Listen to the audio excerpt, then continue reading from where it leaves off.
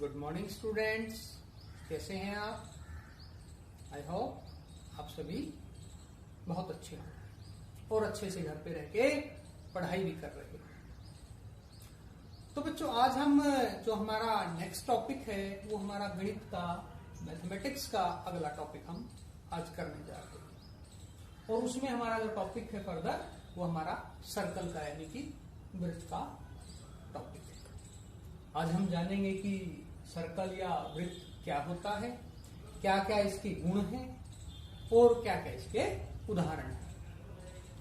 तो आपने बच्चों अपने सामान्य जीवन में हर रोज देखते होंगे तो बहुत सारे वृत्ताकार जो वस्तुएं हैं वो हमारे सामने आती हैं, उनसे हमारा रूबरू होते हैं, हम उनसे हमारा वास्ता पड़ता रहता है। अच्छा, तो थोड़े से उदाहरण देख लेते हैं कि वृत्ताकार चीजें क्या क्या है। तो अब बच्चों, आप स्कूल जाते हो, कैसे जाते हो? कुछ बच्चे पैदल जाते हैं, कुछ बच्चे ऑटो से जाते हैं, कोई साइकिल से जाता है, कोई बस से जाता है।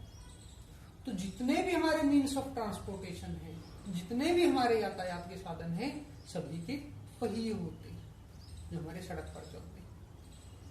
तो उनके पहिए कैसे होते हैं? देखिए ना आपने, गोल होते हैं।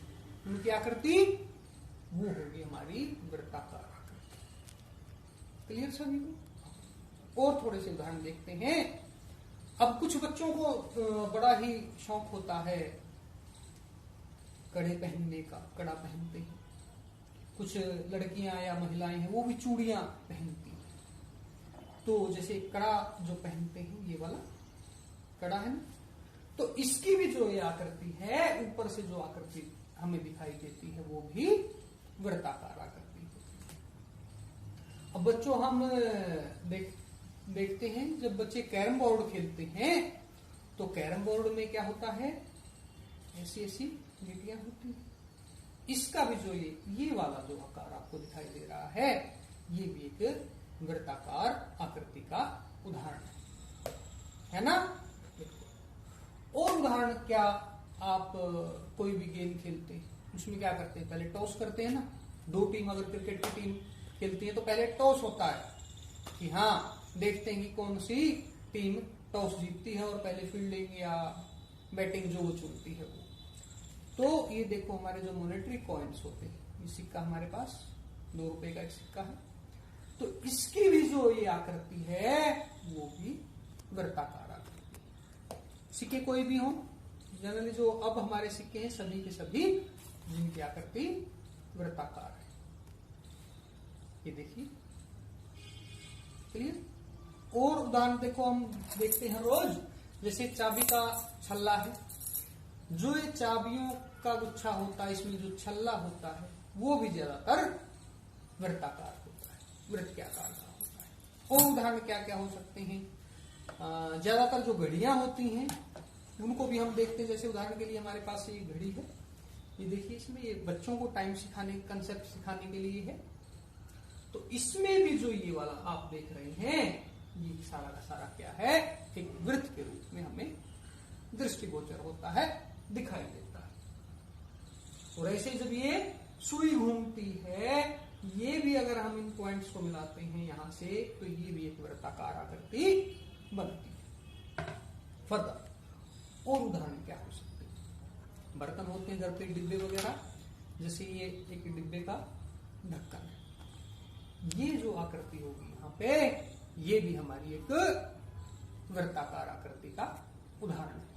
और बहुत से उदाहरण हो सकते हैं हमारे, जैसे ये देखिए मेरे पास एक और खिलौने का कोई वो है, ये भी वृत्ताकार आकृति।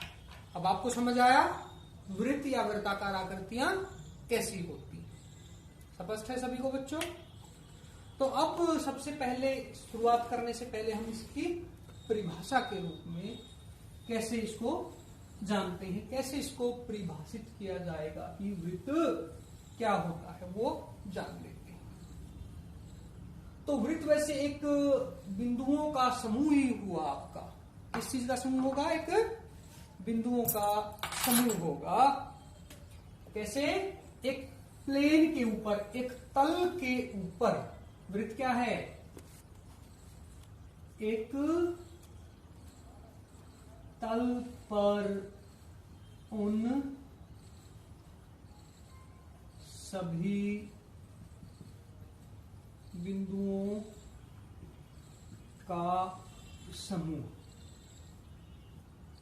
यानी कि ये क्या है? सॉरी, एक तल के ऊपर यानी कि एक प्लेन के ऊपर उन सभी बिंदुओं का समूह है। एक तल के ऊपर उन सभी बिंदुओं का समूह है जो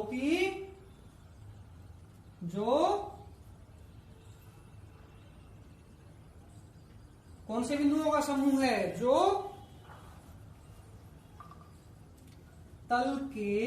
उसी तल के एक स्थिर बिंदु से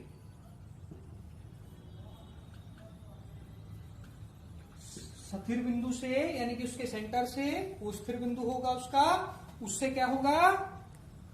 एक स्थिर बिंदु से समान या स्थिर दूरी पर स्थित हो, वो वृत्त कहलाता है। आई रिपीट, वृत्त क्या है? एक तल पर यानी कि जैसे प्लेन है, इस तल पर उन सभी बिंदुओं का समूह है जो उसी तल पर एक स्थिर बिंदु से स्थिर दूरी पर स्थित हो। यानी कि अगर एक वृत्त होगा, ये उसका केंद्र होगा और उससे सभी की दूरी समान होगी इस तल पर जितने भी हम बिंदु बनाएंगे, तो वो हुआ हमारा एक वृत्त। क्या हुआ वो हमारा? वृत्त।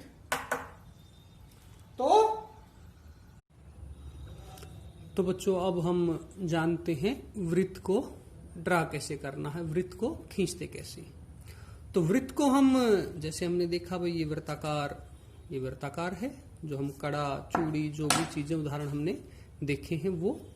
अब वृत्त की जो त्रिज्या होती है वो उसकी परिधि से समदूरी पर होती है।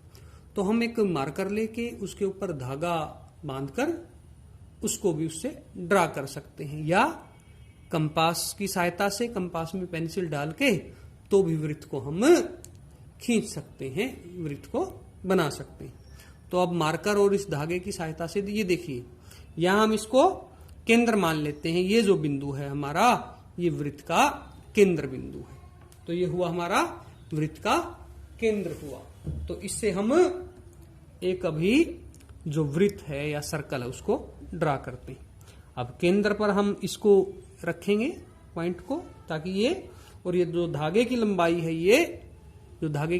ये त्रिज्या का काम करेगी कि इस जो वृत्त खींचा जाएगा उसकी त्रिज्या इतनी ही होगी जितनी दूरी इस केंद्र से और हमारे इसकी। तो आइए बच्चों इसको वृत्त को बनाकर देखते हैं। तो यहां रख के हम इसको क्या करेंगे, यहां तक ऐसे गोलाकार आकृति में, गोलाकार रूप में हम इसको घुमाना शुरू करेंगे। तो गोलाकार रूप में जब हम इसको घुमाएंगे तो ये हमेशा ही इतनी ही दूरी पर बना रहेगा। तो यहां से फिर इसको हम ऐसे आगे घुमाएंगे। तो इसको हम अपनी सुविधा के अनुसार थोड़ा सा ऐसे कर लेते हैं, ताकि जो वृत्त है हमारा, जो वृत्त का चित्रण रहेगा हमारा, वो सही रूप से रहेगा। तो ये वृत्ताकार आकृति इसकी सही होगी। अब ये देखिए हमारा जो वृत्त है वो इस आकृति में हमारा पहुंच गया है। जो ये हमारा बिंदु है, यहां से जो वृत्त की परिधि पर बिंदु है, इसको हम जहां से छूट गया है थोड़ा बहुत उसको सही कर देते हैं। तो इस बिंदु से लेके वृत्त के केंद्र तक ये वाला, तो ये हुई वृत्त की हमारी, क्या हुई, ये वृत्त की हमारी त्रिज्या। ये हमारी वृत्त की त्रिज्या। ये क्या हमारा, मानो ये बिंदु O है, ये वृत्त का O क्या हुआ, केंद्र कहलाएगा। क्या कहलाएगा? ये वृत्त का केंद्र कहलाएगा। और ओ से लेके अगर ये पॉइंट हम पी मानते हैं तो ओपी क्या हुआ? हमारा वृत्त की जो खींचा गया वृत्त है उसकी त्रिज्या हुई। ओपी क्या है? हमारी त्रिज्या है। ओ क्या है? हमारा केंद्र है वृत्त का, और ये हमारा एक वृत्त है। तो इसमें अगर हम इस बिंदु को सीधा यहां तक एक और बिंदु से मिला देते हैं तो ये बिंदु हमारा हुआ माने परिधि पर क्यू हुआ। तो अगर इसको बिल्कुल सीधी कोई भी रेखा जो वृत्त के केंद्र से होते हुए गुजरेगी, कोई भी रेखा हो सकती है, ये रेखा हुई हमारी पी क्यू।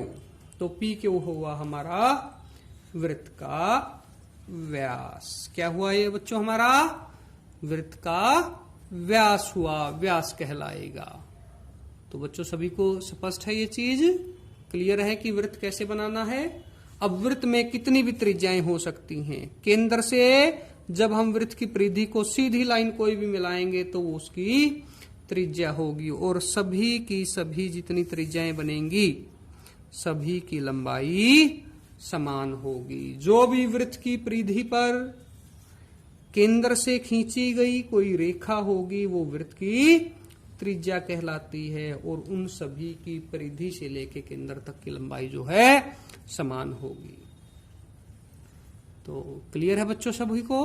अब आपको वृत्त को बनाना भी आ गया कि कैसे इसको हम बना सकते हैं, कैसे वृत्त को हम ड्रा कर सकते हैं।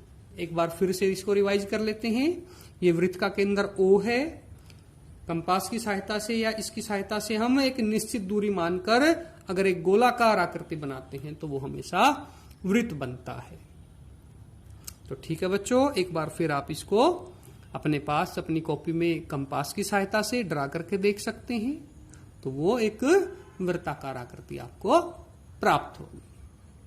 Thank you students.